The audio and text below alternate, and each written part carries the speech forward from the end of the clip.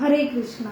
भगवद गीता अध्याय 15 जो है पुरुषोत्तम योग, जहाँ पे भगवान 20 श्लोकों में ये भगवद गीता कंक्लूड कर रहे हैं कि कैसे ये जीव, ये भौतिक जगत अलग है और आध्यात्मिक जगत जो ये जीव की सही परिभाषा है, उनका घर है।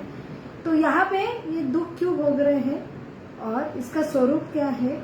फिर जो सिर्फ दुख बता के छोड़ नहीं दे रहे, जैसे बीमारी बता के छोड़ देना, तो बीमारी के साथ उसका समूढ़ जो नष्ट होने के लिए उसके रूट्स जो जड़ है वो बता के उसका समूढ़ बीमारी का नाश करना, जो है आध्यात्मिक जगत की परिभाषा।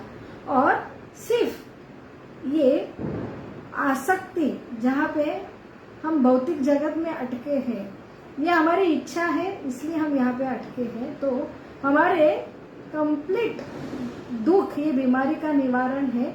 हमारी ये आसक्ति, अटैचमेंट, ये अलग रह के भगवान से जो ये भौतिक प्रकृति के ऊपर प्रभुत्व करने की जो इच्छा है, उससे विरक्ति। और विरक्ति किससे होगी? जब हम ज्ञान, हमेशा ये सबसे बड़ा ज्ञान है कि हमारा दुख का कारण क्या है, ये बार बार हम सुनेंगे तो विरक्ति हो सकती है, लेकिन सबसे बड़ी विरक्ति है ये टेम्पररी विरक्ति है।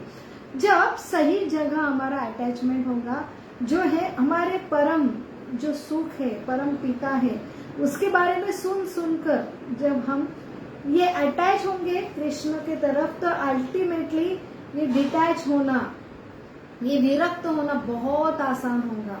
तो इसलिए ये अटैचमेंट अर्थात योग, जिसे पुरुषोत्तम योग, जो योग से अल्टीमेटली भगवान कृष्ण तक पहुंचना, से पहुंचना नहीं, कृष्ण से प्रेम का पुनर् जो संबंध है प्रस्थापित करना, तभी ये दुख की श्रृंखला का अंत होता है। तो ये जो 16 से 20 की श्रृंखला में वही भगवान बता रहे हैं कि 16 से 18वां श्लोक जो है कि कैसे मेरा और तुम्हारा संबंध है। तो संबंध ज्ञान बताते 3 श्लोकों में, फिर 19 श्लोकों में ये संबंध जैसे मुझे समझा कि मेरे दुख का कारण क्या है, ये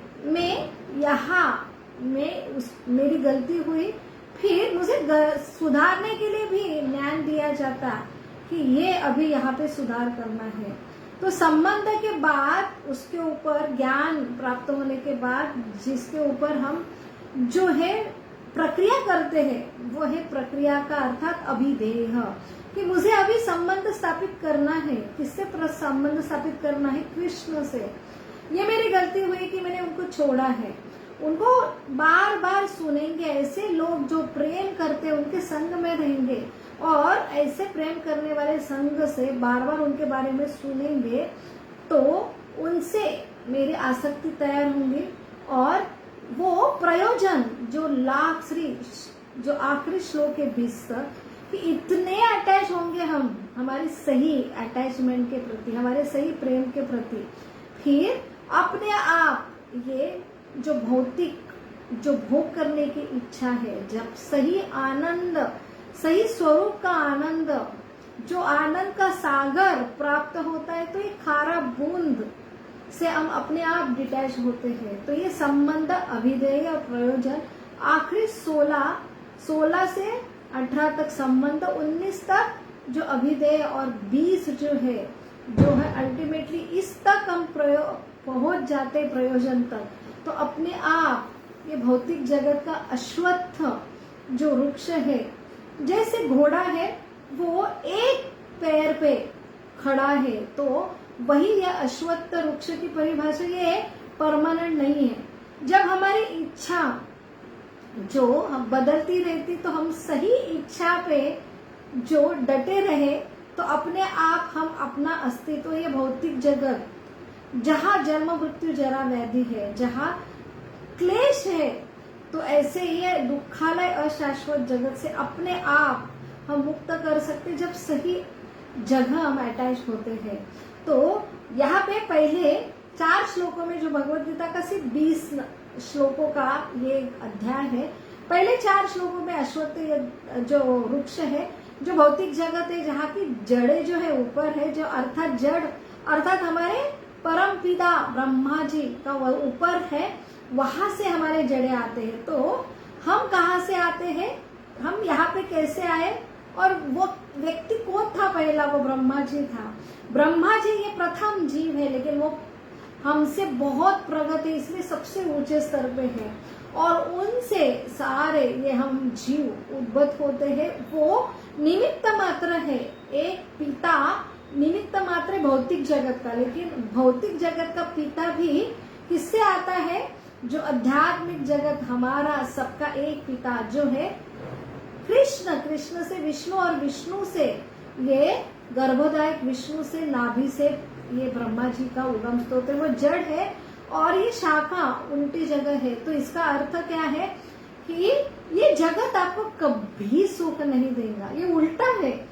या आप सुख के लिए प्रयास करेंगे, जितना सुख के लिए प्रयास करेंगे, भोग करने की प्रयास करेंगे, उतना आपको दुख देने वाला है, ये इसकी परिभाषा है। तो हम पूरा जीवन ये खोजने के लिए प्रयास करते सुखी होने का, लेकिन आंसर भी नहीं मिलता, क्यों मैं सुखी नहीं हो रहा, क्योंकि यहाँ पे इसका उत्तर है, और सही उत्तर है जो है शब्द प्रमाण, वो भी वेदों का प्रमाण। जिसने सृष्टि तैयार की वो बता रही है उल्टा है। आप कितना सुख के लिए जाएंगे, उतना आपको दुख की गाय में जाने ही वाले हैं। तो ये उल्टा क्यों है, क्योंकि हमारा सही स्वरूप नहीं है। तो हमें ऐसे अननेचुरल भौतिक प्रकृति द्वारा बंधे जाते हैं, और वो हमको हमारी इच्छा जो अनैसर्गिक है भोग करने की, इसलिए हमें कितना भी प्रयास करें भोग करने का, तो भी ये कंप्लीट नहीं होता, क्योंकि हमारा नेचुरल स्वभाव नहीं है। जितना ज्यादा भोग करेंगे, हमें जैसे जीवन प्रारंभ होता है, हमारे एक ही जो मनोभाव रहता है, कैसे मैं एंजॉय करूँ ये प्रकृति, कैसे जीवन भर में एंजॉय करूँ, इसके लिए बहुत प्लान करते हैं। सिर्फ प्लान ऐसी एक ही सिचुएशन, वहां पे हम बहुत आनंदी होते हैं। जैसे प्रक्रिया चालू होती है, बस फ्रस्ट्रेशन ही फ्रस्ट्रेशन है, और ये फ्रस्ट्रेशन ही एकमात्र सोल्यूशन है कि उससे हम फिर से हमारे शाश्वत जो आनंदमय घर तक लौट जाए।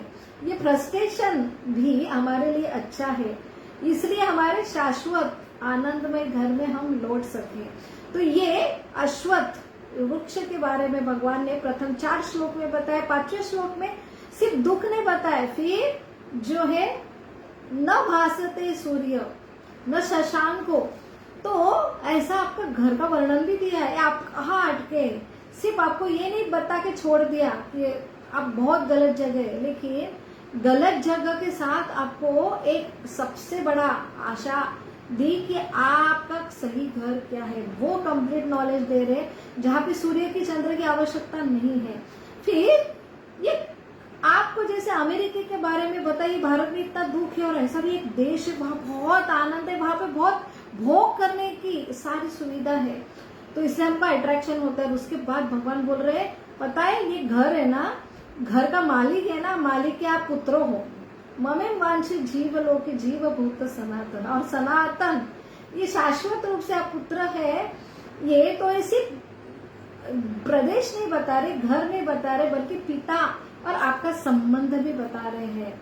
तो इससे और अट्रैक्शन होता है कि हाँ ये घर इतना आनंद, और उसका तो मैं शाश्वत जो मैं वासी हूँ, ये तो मेरे परम पिता है। तो इसलिए इसके बाद फिर भगवान बोल रहे हैं 7वें अध्याय 7वें श्लोक के बाद 8वां 9वां 10वां 11 कि जिसमें ज्ञान से आप समझ सकते हो, विज्ञान से आप समझ सके कैसे मैं आपका पिता होना जो अंदर से बाहर से आपको सब कुछ पोषण कर रहा हो, क्योंकि पिता का कर्तव्य होता है। तो पिता हमारी जो कुछ इच्छा है उसके पूर्ति के लिए वो अपने आप को आपके ऊपर सौंप देते हैं। आपको भोग करना है ना, तो ऐसे ऐसे सारी सृष्टि निर्मित करते हैं। आपको खाना, इतनी सारी सुविधा, और खाने के लिए आपको एंजॉय करना है, इसलिए आपको जीवा टेस्ट भी देते, सिर्फ जीवा नहीं देते, वो टेस्ट भी देते, और टेस्ट के लिए ऐसे वनस्पति भी देते। चंद्रमा का प्रकाश से वनस्पति का टेस्ट आता है, और टेस्ट के बाद पचन शक्ति के लिए वष्णाशर, ये विशिष्ट विष्णाशर, ये अलग प्रकार का जो अग्नि है पाचन शक्ति का, वो भी देते हैं। और जो भगवान यहाँ पे कि कैसे हमको ये भौतिक जगत, ये हमारा घर नहीं, बहुत दुखालय है, फिर भी हमें कैसे तरंगते हैं कि जैसे ये आत्मा जब तक शरीर में बहुत हल्का रहता है, जैसे मृत्यु होता है आत्मा अलग होता है। यही प्रमाण है बड़ा कि हमारे अंदर आत्मा था, जैसे मृत्यु के टाइम में निकल जाता है तो जड़ होता है, बहुत हेवी शरीर होता है और ये हेवी शरीर पानी में डूब जाता है। तो ये प्रमाण है। तो ये सारा शिव शरीर ही नहीं, पूरा ब्रह्मांड, पूरे ग्रह लोक, सारे ये तारामंडल, ये सिर्फ भगवान के अंदर अंडांतरस्थ परमाणु चयांतरस्थम, भगवान का प्रवेश है, उसमें अस्तित्व है, प्रवेश की वजह से ये सारे तरंग रहे हैं। तो ये हमारी इच्छा के लिए भगवान ऐसे हमको पकड़ के रख रहे हैं, अंदर से बाहर से सब कुछ हमें दे रहे हैं। ये ऐसे हमारे परम पिता के प्रति अट्रैक्शन, तो सारा ज्ञान का अल्टीमेटली ध्येय है कि ऐसे परम पिता की तरफ मोड़ना, जो परम पिता का एड्रेस दे वही परम ज्ञान है। तो वेदेश अहमेव वेदेश, तो सारे वेद ये सही प्रमाण है जानने का, और उसका सबसे बड़ा उद्देश्य है कि भगवान कृष्ण तक पहुंचे। एक भगवान हृदय सन्निविष्टि ज्ञान भी वही देते, क्योंकि अंदर से बाहर से ये गुरु देते, ये शास्त्र देते हैं, और अंदर से जो चैत्य गुरु के रूप में हमें ये आकलन, जैसा हमारा स्वभाव है कि हमको नहीं जानना है, हम नास्तिक रहना चाहते, वो जानते हैं कि आपको ये ज्ञान से नास्तिकपन ही का ज्ञान के बारे में अट्रैक्शन होंगे, आप नास्तिक रहो, आपको इच्छा हो ही नहीं हमको जानना है, तो आपको सही प्रमाणित गुरु शास्त्र तक पहुंचाने का काम देते हैं। आपको आपकी इच्छा से अनुसार स्मृति ज्ञान अपहरण देते हैं, आदान प्रदान करते हैं, ऐसे ही अपने परम दयालु। फिर अभी श्लोक 16 से 16, 17, 18 इसमें बता रहे हैं कि कैसे जीव ये च्युत और अच्युत है। च्युत का अर्थ क्या है? परिवर्तन। ये भले जो जीवात्मा है वो जो है अविनाशी है, स्थिर है, लेकिन जैसे उसका पतन भौतिक जगत में होता है तो उसमें परिवर्तनशील, देह परिवर्तन होता है, अपने गुण होता है, यहाँ पे नीचे का ही प्रवास होता है। अगर हम ऊपर उठने का नहीं प्रयास करें तो अपने आप नीचे गिर जाते हैं। तो शरीर परिवर्तनशील है, गुण भी बहुत ही, हम गुणों को अगर ऊपर नहीं उठाएंगे तो नीचे जाना अपने आप होता है। तो ऐसा ये च्युत है, क्योंकि सही में वो अच्युत स्वभाव है, भगवान का अच्युत है और हमारा भी स्वभाव, लेकिन ये भौतिक प्रकृति के संपर्क में आने से वो च्युत हो जाता है। तो जो मुक्त आत्मा है, जो यहाँ पे 3 गुणों के ऊपर है, जैसे शुद्ध भक्त वो अच्युत है, शाश्वत धाम में जो जीवात्मा है वो अच्युत है, लेकिन इस भौतिक प्रकृति में एंजॉय करने के, भौतिक प्रकृति के ऊपर प्रभाव करने के लिए, स्वामी जताने के लिए जो जीव आते हैं उसको च्युत बोलते हैं। ये डिफरेंस है। 16 नंबर के श्लोक में बता रहे, 17 नंबर के श्लोक में बता रहे कि ये च्युत अच्युत जीवात्मा के बाद और एक है परमात्मा, वो अलग है। फिर 18वें श्लोक में भगवान बोल रहे हैं कि ये इनमें डिफरेंस क्या है, च्युत अच्युत जीवात्मा परमात्मा, कि ये परमात्मा पूर्ण है, ये पूर्ण है और उनका अलग अलग एक्सपांशन श्वांश और आप विभिन्नांश है। आप कभी भी एक नहीं हो सकते, गुणों से एक हो सकते हैं, और जैसे गुणों से एक होंगे, जैसे हमारा स्वभाव सच्चिदानंद सेवा करना है, ये इतने 64 क्वालिटीज कृष्ण में है, 60 क्वालिटीज विष्णु में है, जो 55 क्वालिटीज शिव तत्व में और 50 क्वालिटीज ब्रह्मा जी में है। तो हमारे कम से कम 26 क्वालिटी होना चाहिए। एक अच्छा जो वैष्णव, 27 क्वालिटीज जो वैष्णव है, तो हम सिर्फ ये अगर नहीं हासिल करेंगे तो सिर्फ पशु के जैसे हमारा नीचे ही प्रयास होगा। ये डिफरेंस है कि आप कितने भी प्यूरिफाइड होंगे, ब्रह्मा जी सबसे प्रगत जीव है, वो है 50। तो ये डिफरेंस है जो है जीवात्मा और 64 क्वालिटीज भगवान में। तो इन दोनों का हमेशा डिफरेंस रहेगा। तो यहाँ पे मायावाद का खंडन है कि जीव और परमात्मा कभी एक लेवल पे नहीं आते। तो गुणों के द्वारा उनकी जो वृत्ति है सच्चिदानंद वो सेम है, लेकिन गुणात्मक क्वांटिटी वाइज भगवान विभु है, हम सिर्फ अंश है। हम ब्रह्मांड की अलग अलग निर्मित नहीं कर सकते हैं, और चलाते भी नहीं सकते हैं। हम पूरे निर्भर हैं, हम कुछ भी क्या कर नहीं सकते, हम उत्पत्ति नहीं कर सकते, चला भी नहीं सकते, संहार भी नहीं कर सकते, तो पूरा हम निर्भर है। ये डिफरेंस यहाँ पे बताया। ये समझ में आने पर हमारी स्थिति क्या है, भगवान की स्थिति क्या है, फिर अट्रैक्शन तैयार होता है। फिर प्रोसेस करते हैं कि कैसे मैं अपना जो खोया हुआ प्रेम को फिर से उजागर करूं। इसलिए प्रोसेस जो बताया है, पत्रम पुष्पम फलम तोय, कि कैसे भगवान को ऑफर करो, भक्तों के संग में आओ, उनसे श्रवण करो। अभी हृदय में प्रेम जागृत नहीं हुआ, लेकिन ज्ञान में समझा ये मेरा दुख का कारण है और ये मेरा सुख का कारण है, तो मुझे उसके लिए प्रयास करना है। ये अभिधेय प्रोसेस को कहते हैं, जो भगवान ने 18वें जो 19 श्लोकों में बताया और 15वें अध्याय के लास्ट 20 श्लोकों में भगवान बोल रहे हैं। फिर ये प्रोसेस कर करके फिर अल्टीमेटली आपका जो हृदय में खोया हुआ प्रेम फिर से जब वापस करते हैं, तो अनादि काल से आप फिर से यहाँ न गिरने के लिए अनादि परमानेंट आप मेरे धाम में शिफ्ट हो जाते हो। और ये मया नघ, ये अर्जुन को बोला है कि है अनघ। अनघ का अर्थ कि आप इतने जो पाप रहित, ऐसे पवित्र हो, ईर्ष्या रहित हो, इसलिए मैं आपको ये ज्ञान दे रहा है। इसलिए भगवान ने अर्जुन को ही यहाँ पे चुना, क्योंकि वो बहुत ही पवित्र था, पाप से मुक्त था।